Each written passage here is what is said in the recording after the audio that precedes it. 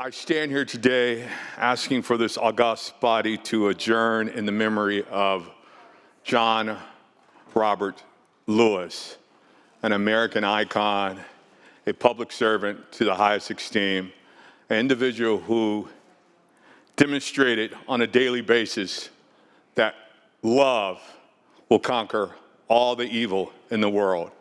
An individual who, when you look around and you look at the Black Lives Matter and all the youth in this country that are activated, it was through his example as a 19-year-old who went to Georgia and got involved in the civil rights movement with Dr. Martin Luther King as a teenager. Many times we attribute people like Martin Luther King and Ralph Abernathy and Julian Bond and individuals like that for the sit-in, but it was the young folks who really sat down. John Lewis sat down for us to stand up. John Lewis stood up so we could enter places that we couldn't go before. John Lewis was arrested over 40 times in his life during peaceful protest, similar to the ones that we see today. And it's somewhat sad that some of the federal response is similar to what we saw in the 60s, especially when we talk about the crossing in 1963 of the Edmund Pettus Bridge, where John Lewis came within inches of losing his life. His skull was crushed by a billy club, by state troopers, the same state troopers who yesterday escorted his casket and his coffin across the Edmund Pettus Bridge, a symbolism of the movement and the growth in this country, but there's still much to do. I'm honored to have met Mr. Lewis during the course of my life. We were fraternity brothers.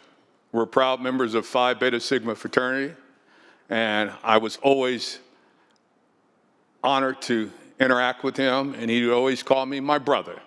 So I'm honored to have served through a fraternity, a fraternal order with Mr. Lewis, but I'm more honored to have met someone who lived a life of love, of generosity, an individual who had the courage of a warrior, the fierceness of a warrior, but a heart of an angel.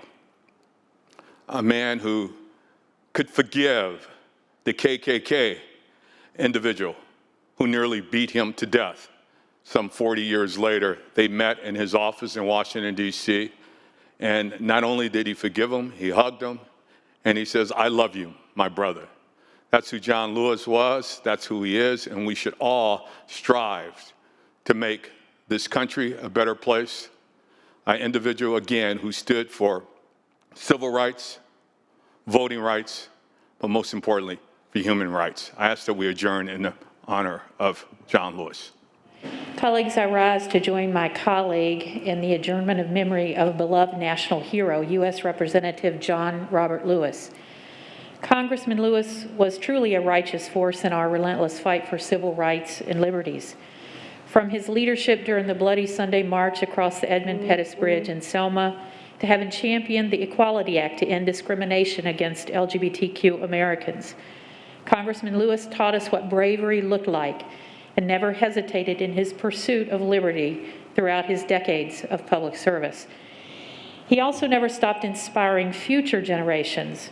In 2015, he came to Comic-Con in San Diego and cosplayed himself, sporting a jacket and a backpack like the ones he wore when he led the march across the bridge to Montgomery, Alabama.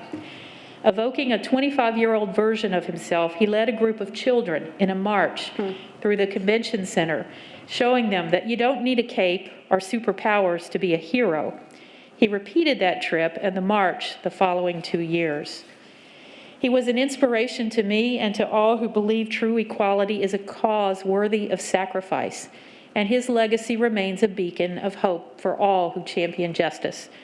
We grieve the loss of Congressman Lewis, and we carry his wisdom and energy forward as we continue to pursue equality, inclusivity, and justice for all. Thank you, Madam President.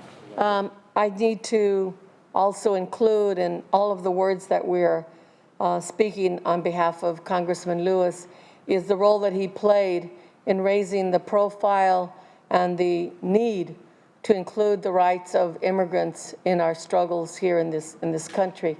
In 2003, we did the Immigrant Worker Freedom Ride, of course in honor and out of respect for what the Freedom Riders had done decades before.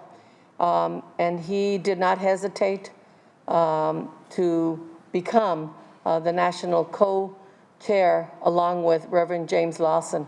So I am personally and deeply indebted for the role that he played. And just a few years ago, I think recently, the last couple of years, he also got arrested in Washington, D.C.